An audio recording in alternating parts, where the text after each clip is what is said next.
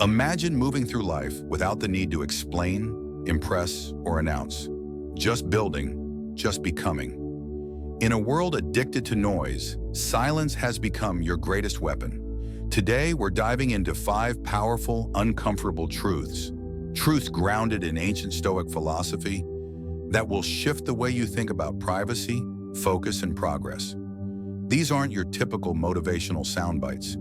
These are mindset recalibrations for those ready to rise without asking for permission. Imagine winning without the world watching, growing without posting, mastering your path without needing applause. That's what the Stoics understood, and what most people today have forgotten. From the trap of applause to the force of restraint, we'll break down why silence isn't weakness. It's precision, it's power. If you've ever felt drained by performing for people who don't even matter, or tired of watching loud mediocrity get rewarded, this video will speak to your soul. So sit back, clear the noise, and lean in. Because sometimes the most dominant move you'll ever make is staying quiet and letting your results speak in thunder. Number 1, speak too soon, lose power. Picture this: a crowded subway train. Everyone is jostling, scrolling, talking. A guy bumps into another. Tension flares. Words fly. Everyone looks over. But in the corner stands a man with earbuds in, not reacting, not flinching. He noticed the bump too, but he stayed still, unreadable, unmoved. That's the kind of power most people never learn. The power of not needing to respond. The Stoics knew what most people today don't. Silence isn't weakness, it's control. Restraint isn't repression, it's precision. A man who doesn't react to every jab or ego scratch sends a message louder than any words. I don't need to prove anything to you. That kind of man doesn't disappear into the background. He dominates it, quietly. I learned this the hard way. I used to fill silence with explanations, quick to defend, eager to correct. I thought clarity would earn respect. It didn't. It drained me. I remember one conversation where I walked away with this heavy feeling in my chest, like I'd given too much of myself for nothing. It wasn't regret, it was realization. I'd traded my presence for approval, and I knew right then I wasn't doing that again. The truth is, not everyone deserves your response. Every time you speak from anxiety, every time you rush to clarify, you're handing over a piece of your energy. Silence isn't about being cold. It's about being calculated. It's about knowing that your time, your words, your composure, those are currencies, and not everyone has earned the right to spend them. Stoicism teaches us this: your mouth is not an open door, it's a gate, and you're the gatekeeper. When you speak too soon, you give away your leverage. When you pause, you take it back. You don't need to be mysterious, just discipline. Mystery will follow. Seneca said, "It is not that we have a short time to live, but that we waste much of it." The same is true of what we say. Most people aren't talking, they're bleeding out through their words, hoping someone will notice the mess and offer them meaning. But a man grounded in purpose doesn't need that. He doesn't speak to be seen, he speaks to serve something higher: clarity, action, alignment. Restraint makes you magnetic, because when you don't flinch, don't over-explain, don't rush to fill the air, people notice. They wonder what you're thinking. They lean in. They respect your silence more than they respect most people's speeches. And when you finally do speak, you don't need to be loud, you just need to be intentional. And here's the thing, holding silence doesn't mean holding tension. The goal isn't to seem stoic. The goal is to be rooted, to feel the storm of emotion rise and still remain steady inside. That's real composure. That's the man who's dangerous, not because he hides emotion, but because he doesn't let emotion run the show. So let the world run wild with noise and distraction. You don't have to match it. Stay grounded, stay sharp. Let your stillness be your strategy. Because when your silence carries weight, your words will carry consequence. And when you finally speak, people won't just hear you, they'll feel the shift. Number 2, their applause is a trap. Applause can feel like a warm welcome, but often it's a setup. Not everyone clapping is celebrating your rise. Some are just getting a better view of your fall. People smile in public and doubt you in private. Their cheer isn't always support. It's curiosity laced with insecurity. Why? Because your ambition reminds them of everything they're not doing. You don't need enemies when you have proximity. The most dangerous doubt often comes from those closest, friends, colleagues, even family, because your growth makes them uncomfortable. Your courage exposes their hesitation, and instead of meeting you at your level, they try to pull you back to theirs. But they won't say it directly. They'll wrap their doubt and concern, mask it with advice. Don't rush, they'll say. Have a backup plan. It sounds wise, but it's designed to delay you, because hesitation is easier to see than sabotage. And if they can get you to second-guess yourself, they never have to compete with you. That's the subtle trap. You trade momentum for permission. You shrink your idea to make others feel comfortable. You let their passive doubt override your active potential, and eventually your dream starts to die. Not because it couldn't work, but because it never had the space to grow. Seneca once warned that we don't live short lives, we just waste too much of them. One of the greatest wastes? Living by the applause of people who don't even understand your mission. Every ounce of energy spent seeking approval is energy stolen from your execution. You don't need everyone to get it, you just need to move. There was a woman I knew, brilliant mind, big vision. She mapped out a product that would have changed her life.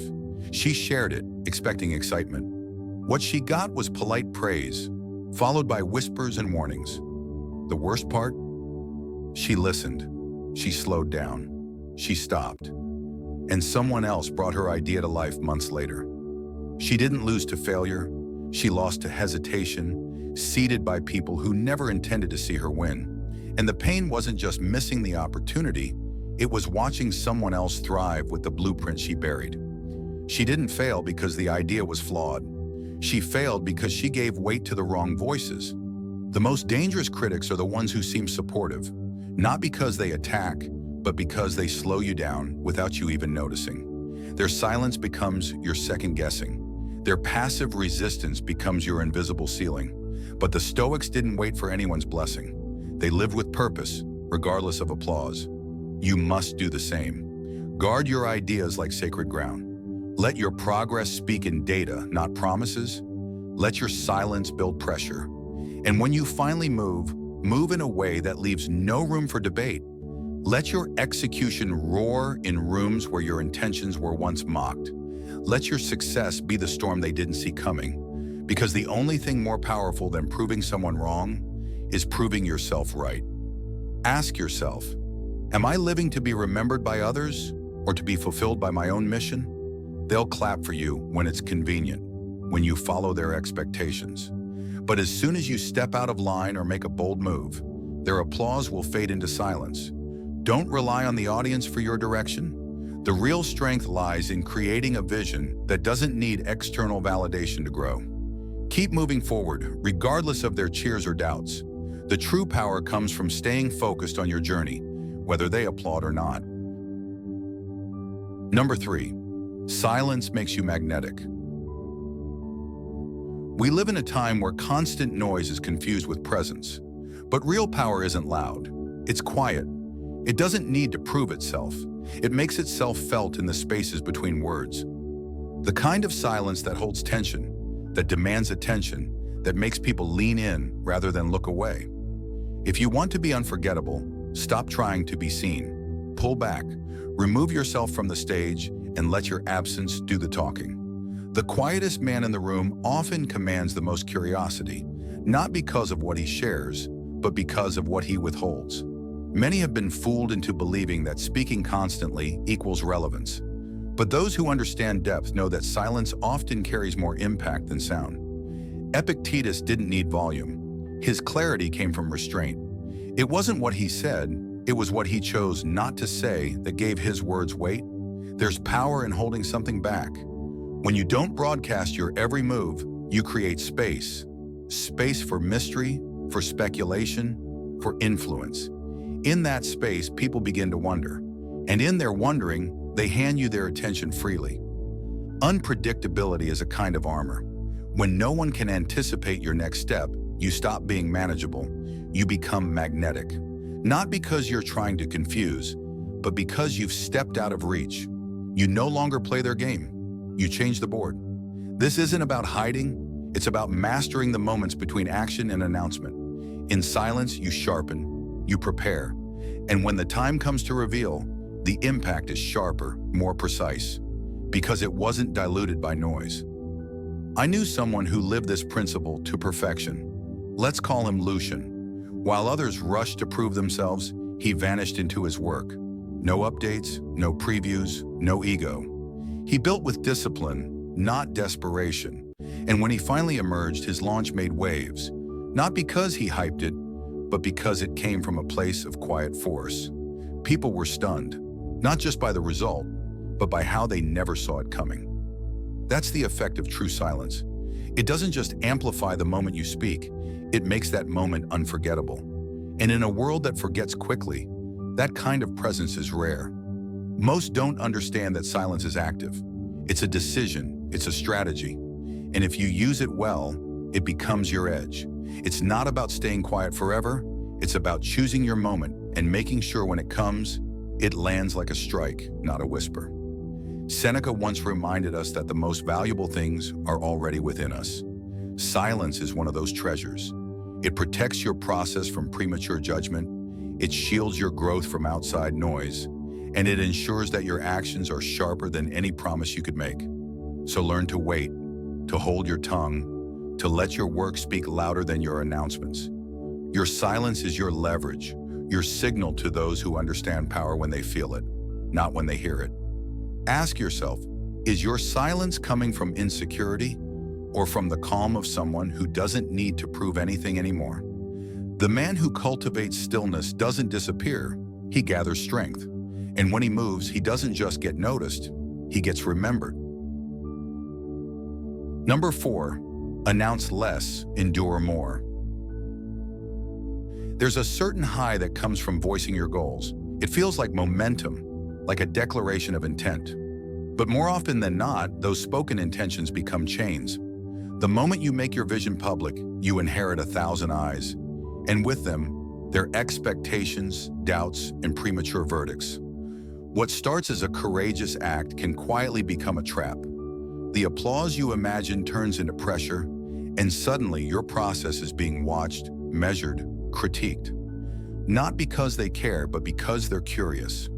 And curiosity without support can feel a lot like quiet sabotage. Imagine this. I once made the mistake of announcing a personal transformation too soon. I thought saying it out loud would help anchor me. Instead, it drew unwanted commentary. Every time I slipped, people noticed. Not to offer help, but to say, I knew it. It wasn't the challenge that broke me, it was the constant scrutiny. My goal, once pure, started to feel performative. And eventually I stopped. Not because I lacked discipline, but because I let their noise drown out my reasons. This is the hidden cost of oversharing. Every dream, when exposed too early, becomes vulnerable, not just to failure, but to distortion. Others will twist your motives, minimize your efforts, and project their limitations onto your ambition.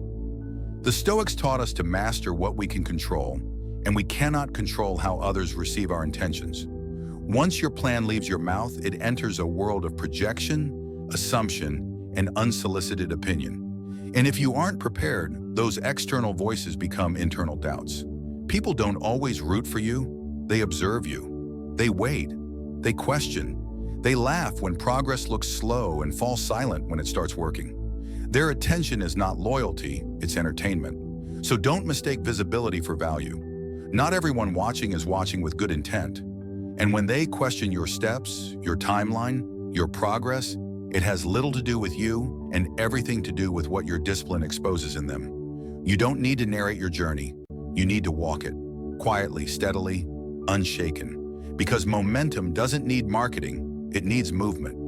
Let your silence serve as resistance training for your discipline. As Marcus Aurelius put it, waste no more time arguing about what a good man should be. Be one. Don't debate your dream, build it. Don't announce your steps, take them. There's no strength in explanation. The strength lies in execution. There is a kind of power that only grows in privacy. When no one is watching, you're free to fail, to adjust, to build with depth. rather than decoration. You're free to evolve without the weight of an audience expecting a performance. Let your silence be deliberate. Let your progress be private, because what you build in stillness becomes unshakable when the storm comes. Every move unannounced is a move unchallenged until it's undeniable. Speak sparingly, build relentlessly, protect your process like it's sacred, because it is. Most won't understand the vision until it's visible, and by then, they'll say they believed in you all along. And when the time comes, when the foundation is solid and the results are ready, release it. Let it speak. Not with hype or noise, but with presence. Let it interrupt their assumptions and replace their doubts with silence. Let this be your guide. Don't speak for validation. Speak for alignment. Don't post to prove. Build to endure. And when you're tempted to announce, ask yourself, am I sharing to empower my purpose or to escape the discomfort of walking alone? Because the ones who carry their dreams in silence are the ones who make the loudest impact when the work is finally done. Number 5, privacy is power. In a culture wired for exposure, where everyone rushes to share their every move, choosing privacy isn't just rare, it's revolutionary. To keep your world to yourself is no longer a passive act, it's active resistance. It says, I know who I am, and I don't need your permission to be it. Privacy isn't about secrecy, it's about sovereignty. When you keep your life close, your peace stays intact. You protect the sacred, your growth, your healing, your next move. Not everything needs a witness, and not every phase needs to be seen to be valid. Imagine leaking your energy, little by little, trying to explain your vision to people who only want to dissect it. That was me once. Exhausted not from the work, but from the constant performance. Approval became a drug, so I stopped. No grand exit, just a quiet reclaiming of myself. The shift was instant. I stopped asking and started becoming. And in that silence, I met a version of me I didn't know I needed. Privacy is where transformation gets to breathe. It's where the real work happens. Invisible, intentional, invincible. While others shout their dreams into the void, hoping for applause, you build yours brick by brick in the dark, letting the work mature without pressure. You see, attention is addictive, but it comes with a cost. When the spotlight finds you too soon, it burns more than it warms. You start performing instead of progressing, and what begins as expression turns into exposure. Not empowerment, but erosion. When you withhold, you preserve. You give your spirit time to develop unbothered. You protect your process from premature judgment. And you train your mind to operate for legacy, not likes. Because silence builds focus, and focus builds empires. The Stoics knew this long before social media made validation a currency. Seneca taught that true freedom comes when you no longer crave the opinions of others. In your silence, you become unshakable. You learn to move without approval, and that makes you dangerous to a world addicted to applause. Let them wonder. Let them guess. Let them talk in circles about what you might be doing. Their confusion is proof that you're doing it right, because when your moment comes, you won't need an introduction. The results will be too loud to ignore. Those who disappear into silence often reemerge unrecognizable, stronger, sharper, unapologetic. They didn't vanish, they evolved. Privacy is not retreat, it is preparation. It is the disciplined detachment from noise, so you can finally hear your own power speak. So ask yourself, are you building for applause, or are you building to last? Because those who build in silence are never caught off guard by their own greatness. You've just heard 5 truths that most people aren't ready to face. Truths that don't scream for attention, but reshape everything when lived in silence. Now the question is, what will you do with them? Will you go back to sharing every move, explaining your vision to people who won't understand? Or will you shut up, lock in, and let your work become your voice? This isn't about playing small, it's about moving smart. Protect your energy, guard your vision, let your silence sharpen you. If you're ready to stop talking and start building, if you're ready to live the Stoic way and win without applause, then hit that like button, subscribe, and drop A in the comments to let the world know. You're choosing silence over noise. Because at the end of the day, real ones don't announce the storm. They become it.